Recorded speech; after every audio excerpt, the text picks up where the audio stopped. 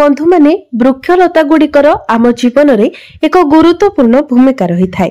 यह केवल आम गृहर सौंदर्य ही वृद्धि करि न थाए बरं आमर आखपाखर परिवेश को मध्य शुद्ध रखि थाए एवं आमको सकारात्मक ऊर्जा मध्य प्रदान करि थाए एवं किछि विशेष परिस्थिति रे एही गछलता गुड़िक आमको शुभ परिणाम मध्य प्रदान करि थांते।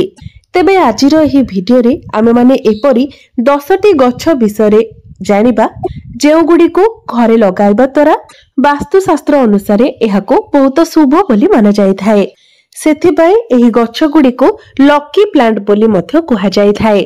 तेबे बंधु माने सेही वृक्षलता गुडिक विषय जानिबा पर आपण माने भिडियोटी को लाइक करी चैनल टी को सब्सक्राइब करी दियंतु एवं कमेंट बॉक्स रे भक्ति एवं श्रद्धार सहित जय मां लक्ष्मी निश्चय लिखंतु। तेबे बंधु माने आसंतु जानि नेबा सेही 10टी शुभ गछ विषय जे गुड़िक आम घरे लगाइबा द्वारा आमर भाग्य रे वृद्धि हेबा सहित गृहर समस्त प्रकारर समस्या मध्य दूर होई जाय थाए। गृहरे प्रत्येक सदस्य मानकर उन्नति होई थाए। गृहरे चालिथिबा समस्त समस्या बाधा विघ्न दूर होई जाय थाए एवं प्रत्येक क्षेत्ररु आमको सफलता मध्य प्राप्त होई थाए। तो बंधु माने प्रथम गछटी हेउची अपराजितार गछ। बंधु माने अपराजिता को संस्कृत रे विष्णुप्रिया बा विष्णुकांता बोली मध्य कुहा जाय थाए। आपण जदि आपणक गृह रे अपराजितार गछ लगांती तो अपराजितार लताटी जेते अधिक माड़ी थाए एवं घन होई थाए आपणक गृह रे धन धान्य मध्य सेही अनुसार वृद्धि पाई थाए। तेणु प्रत्येक व्यक्ति निज गृह रे अपराजितार गछ निश्चित भाବରେ लगाइबा उचित। गृह रे अपराजितार गछ लगाइबा द्वारा गृह रे सकारात्मक ऊर्जार संचार होई थाए एवं समस्त प्रकारर नकारात्मक ऊर्जा गुड़िक मध्य नष्ट होई जाय थाए। जदि आपण सोमवार दिन प्रभु शिव शंकर को अपराजितार फूल विशेष करी नील रंगर अपराजितार फूल चढ़ाती एवं शनिवार दिन जदि आपण प्रभु शनिदेव को एही नील रंगर अपराजिता फूल अर्पण करती तो एहाको बहुत शुभ बोली माना जाय थाए। अपराजितार फूल मुख्यतः दुईटी रंगर होई थाए। प्रथमटी हेउची नील, द्वितीयटी हेउची धला रंगर।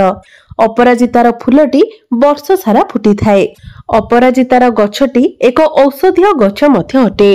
एहार फूल, फल, चेर एवं पत्र को औषध रूप रे मध्य आयुर्वेद रे व्यवहार करा जाय थाए। वास्तुशास्त्र अनुसार अपराजितार गछ को उत्तर पूर्व कोण रे लगाइबा उचित। मान्यता अछि जे एही दिगरे अपराजितार गछ लगाइबा द्वारा गृह रे सुख एवं समृद्धि आसी थाए। एबे आसंतु जानिबा द्वितीय गछटी विषय। तेबे द्वितीय गछटी हेउची तुलसी गछ।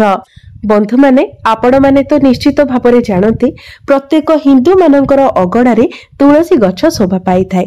एही गछटी को अत्यंत शुभ एवं पवित्र बोली माना जाय थाए। तुलसी गछ को आमे माने मां वृंदावती रूप रे पूजा करि थाउ। तुलसी गछटी आध्यात्मिक, धार्मिक एवं आयुर्वेद अनुसार बहुत गुणकारी गछ होई थाए। तुलसी गछरे मां लक्ष्मींकर निवास होई थाए। आपण माने समस्ते जानि छन्ते जे तुलसीर पत्र प्रभु श्री विष्णु को बहुत ही प्रिय होई थाए।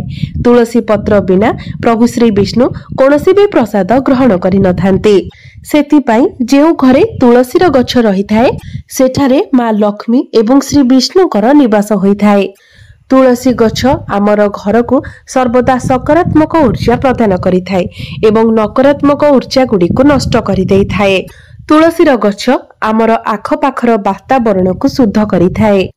आमर जीवन बंचाउथिबा अम्लजान गैस मध्य सबुठारु अधिक तुलसी गछरु ही मिली थाए। आयुर्वेद रे तुलसीर महत्व सबुठारु अधिक रही थाए। वास्तुशास्त्र अनुसार तुलसी गछ को सर्वदा ईशान्य कोण रे अर्थात उत्तर पूर्व दिगरे लगाइबा उचित। किंतु आपण जदि कोनोसी कारणवशतः उत्तर पूर्व कोण रे तुलसी गछ लगाइ पारु नाहंती तो आपण तुलसी गछ को केवल उत्तर दिगरे किंबा पूर्व दिगरे मध्य लगाइ पारिबे। मने रखंतु आपण जेउठारे तुलसी गछ लगाउछंती जेमिति आखपाखर परिवेश शुद्ध एवं पवित्र रहुथिबो सेथि प्रति आपण ध्यान रखिबा उचित। तुलसी गछर चारिपाख सर्वदा परिष्कार परिच्छन्न रहुथिबा उचित। कौनसी नाଳ पाखरे किंबा अपरिष्कार जगार तुलसी गछ लगाइबा उचित नुहे। तुलसी गछ पाखरे जोता किंबा चप्पल रखिबा उचित नुहे। लुगा सुखाइबा मध्य उचित नुहे किंबा तुलसी गछ पाखरे अन्य कौनसी गछ लगाइबा मध्य उचित नुहे। एबे आसंतु जानिबा तृतीय शुभ गछटी विषय। तो तृतीय गछटी हेउची घी कुआरी गछ। एहाको इंग्रजी रे एलोवेरा एवं संस्कृत रे घृत कुमारी कहा जाय थाए। वास्तु अनुसार एही गछ को घरे लगाइबा अत्यंत ही शुभ होइथाए। गृह रे एलोवेरा रो गछ रखिबा द्वारा गृहर वातावरण शुद्ध एवं सकारात्मक होइथाए। एलोवेरा गछरो आमको सकारात्मक ऊर्जा प्राप्ति होइथाए। आयुर्वेद रे मध्य एहार बहुत अधिक महत्व रहिछि। त्वचा केश शरीर एवं अन्य प्रकार स्वास्थ्य संबंधी समस्या दूर करबा पई एहाको बहुत उपयोगी बोली माना जाय थाए। तृतीय गछटी हेउची जेड प्लांट। एही जेड प्लांट को मनी ट्री, फ्रेंडशिप ट्री एवं गुड लक ट्री मध्य कहा जाय थाए। एहाको आपण घर भितरे घर बाहरे मध्य लगाई पारिबे। वास्तुशास्त्र अनुसार एही गछटी को जते आपण घरर मेन गेट रे रखंती तो एहाको बहुत शुभ बोली माना जाय थाए। एहा द्वारा आपणकर घर भीतर को सकारात्मक ऊर्जा प्रवेश करि थाए। जदि घर भितरे आपण एही गछटी को रखुचंती तेबे एथि पई दक्षिण पूर्व कोणटी सर्वोत्तम रहिबो। एही गछ को जदि आपण घरे रखुचंती तो गृह रे सुख समृद्धिर वृद्धि होई थाए। एही गछटी आपणकर गृहर वातावरण को शुद्ध करि थाए। एही गछ को धनर प्रतीक बोली मध्य माना जाय थाए। सेथि पई एहाकू केबे भी अपरिष्कार जगार रखिबा उचित नुहे।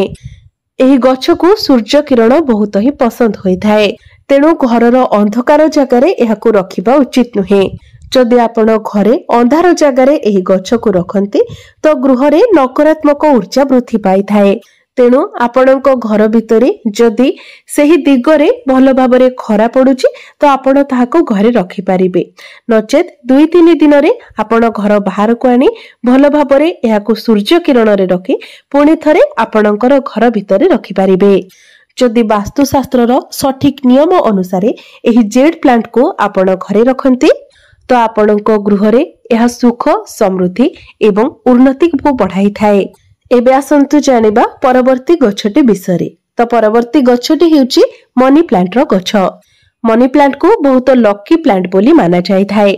मनी प्लांट को धनर प्रतीक बोली मध्य माना जाय थाए। एही गछ को मध्य आपण घर भितरे एवं घर बाहरे मध्य लगाई पारिबे। एहाको जदि आपण घरर मुख्य द्वार रे रखंती तो एहा बहुत शुभ होई थाए। मनी प्लांट को आपण घरर दक्षिण पूर्व दिगरे लगाइबा बहुत शुभ होई थाए। अर्थात आपण जदि एहाको आग्नेय कोण रे रखंती तो एहा आपणको अधिक शुभ फल प्रदान करिथाए। वास्तुशास्त्र अनुसार मनी प्लांट रो गछर पत्र जेते अधिक सबुजिमा भरा रहिबो आपणको गृह रे सेतिकी अधिक मात्रा रे सकारात्मक ऊर्जा वृद्धि हेबो। एही गछटी आपणको घरर सुंदरता को वृद्धि करिबा सहित आपणको गृहर सुख समृद्धि को मध्य वृद्धि करिथाए। एही गछरु बहुत अधिक मात्रा रे ऑक्सीजन बाहरी थाए। मनी प्लांट आपणको गृहर भीतरर वायु को शुद्ध करिथाए। मनी प्लांट रो अनेक प्रकारर भेराइटी रहिथाए। परवर्ती गछटी हेउची नागदमन गछ। एही गछटी आपणको गृहर समस्त प्रकारर नकारात्मक ऊर्जा को निज भीतर को नै जाय थाए एवं गृह रे सकारात्मक ऊर्जा को आपणको परिवेश को शुद्ध रखिथाए, वायु को शुद्ध करिथाए। एही गछटी को मध्य आपण घर भितरे किंबा घर बाहरे मध्य लगाई पारिबे। वास्तुशास्त्र अनुसार एही नागदमन गछ को आपण घरर दक्षिण पूर्व कोणरे किंबा दक्षिण दिगरे किंबा पूर्व दिगरे लगाई पारिबे। एही गछ को घरे लगाइबा द्वारा गृहर समस्त प्रकारर वास्तु दोष दूर हो जाय थाए। एही गछटी को आपण खरा एवं छाई उभय जगह रखि पारिबे। परवर्ती गछटी हेउची समी गछ। एही समी गछटी शनिदेवंकर अत्यंत प्रिय होई थाए। एही गछटी को वास्तुशास्त्र रे धन समृद्धि प्रदानकारी गछ बोली माना जाय थाए। जो व्यक्ति को गृह रे एही गछटी रही थाए अर्थात समी गछ रही थाए सेही गृह रे केबे भी धन धान्यर अभाव होई न थाए। सेही गृहर व्यक्ति माने बहुत अधिक उन्नति करिथांती, पद प्रतिष्ठा प्राप्त करिथांती। वास्तुशास्त्र अनुसार गृह शनि गछ लगाइबा द्वारा शनि दोष खंडन हो जाए, शनिदेवंकर कृपा प्राप्ति होता है। जो व्यक्ति ऊपर शनि 7.5 शनि 2.5 चली सही व्यक्ति माने निज गृह शनि गछ लगाइबा उचित एवं प्रत्येक दिन शनि गछर पूजा करबा उचित। मान्यता अछि शनि गछ को प्रत्येक दिन पूजा करबा द्वारा शनि दोषरु मुक्ति मिलता है, शनि पीड़ारु मुक्ति मिलता है। शनि गछ को गृहर मुख्य द्वार पाखरे लगाइबाकू शुभ माना जायथाय। एही गछ को एपरि भाबरे लगाइबा उचित जेमिति आपण घर बाहर को बाहरिबा समय यह आपणकर डाहाण पटे रहिबो। जदि गृहर मुख्य द्वार पाखरे आपण शनि गछ लगाई पारु नाहंती तो आपण एहाको घरर छात उपरे दक्षिण दिगरे, पूर्व दिगरे किंबा ईशान्य कोणरे मध्ये लगाई पारिबे अर्थात रखि पारिबे।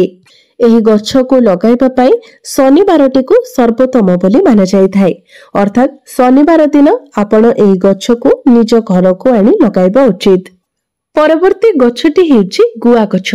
वास्तुशास्त्र अनुसार जदि आपण घरे गुआ गछ लगांती तो यह आपणक गृह को सकारात्मक ऊर्जा रे भरी देइथाय। एही गछ आपणक गृहर वातावरण को मध्य शुद्ध रखिथाय, घरर चारि पाखर वायु को शुद्ध करिथाय। एही गछ आपणक गृह रे धन, सुख, समृद्धि, शांति रे वृद्धि करिथाय। गृहरु समस्त प्रकारर नकारात्मक ऊर्जा को नष्ट करि देइथाय। जो व्यक्तिंकर श्वासजनित समस्या रही से माने निश्चित भाबरे निज गृह रे कुआ गछ लगाइबा उचित। एही गछ को आपण जे कोनोसी दिगरे लगाइ। एबे आसंतु जानिबा परवर्ती गछटी विषय। तो परवर्ती गछटी होची लकी बांबो प्लांट। वास्तुशास्त्र अनुसार एही लकी बांबो को बहुत ही शुभ माना जायथाय। एहाको आपण घरे रखिबा द्वारा आपणक गृह रे सुख, समृद्धि, धन धान्य रे वृद्धि होइथाय। आपण एही लकी बांबो प्लांट को घरर पूर्व किंबा दक्षिण पूर्व कोणरे लगाई पारिबे। एहाको पूर्व दिगरे रखिबा द्वारा गृहर समस्त सदस्य मानकर स्वास्थ्य रे उन्नति आसीथाय। आपण घरे एहाको आपणकर लिविंग रूम, बेडरूम किंबा आपणकर ऑफिस टेबल ले मध्ये रखि पारिबे। परवर्ती गछटी हेउची लिंब गछ। एही लिंब गछटी अन्य गछ मानकर तुलना रे अधिक ऑक्सीजन प्रदान करिथाय एवं चतुर्पार्श्वर वायु को मध्ये शुद्ध करिथाय। आयुर्वेद रे लिंब गछर बहुत अधिक महत्व रहिछि। लिंब गछर पत्र, फूल, फल, मंजी, चेर, छाल सबु किछिर बहुत अधिक महत्व रहिथाय। वास्तुशास्त्र अनुसार घरर उत्तर पश्चिम कोणरे लिंब गछ लगाइबा उचित। तेबे आपण घरर बाहर याकू लगाइबा उचित। तो बंधु माने यह थिला किछि भाग्यशाली गछ जे गछ गुडी को जदि आपण निजर घरे लगाउछंती तो आपणकर दुर्भाग्य दूर होई आपणको सौभाग्य प्राप्ति होइथाय। आपणकर सोई रहिथिबा भाग्य जागृत होई जायथाय। आपणक जीवन रे चलीथिबा अनेक समस्या दूर होई जायथाय एवं आपण गोटिए परे गोटिए उन्नतिर सीढ़ी चढ़ी पारि थांती। तेबे बंधु माने मोर ही वीडियोटी जदि आपण मानकु भलो लागिथाय तो वीडियोटी को लाइक करी चैनलटी को सब्सक्राइब करि देबे एवं कमेंट बॉक्स रे भक्ति एवं श्रद्धार सहित जय मां लक्ष्मी निश्चय लिखिबे।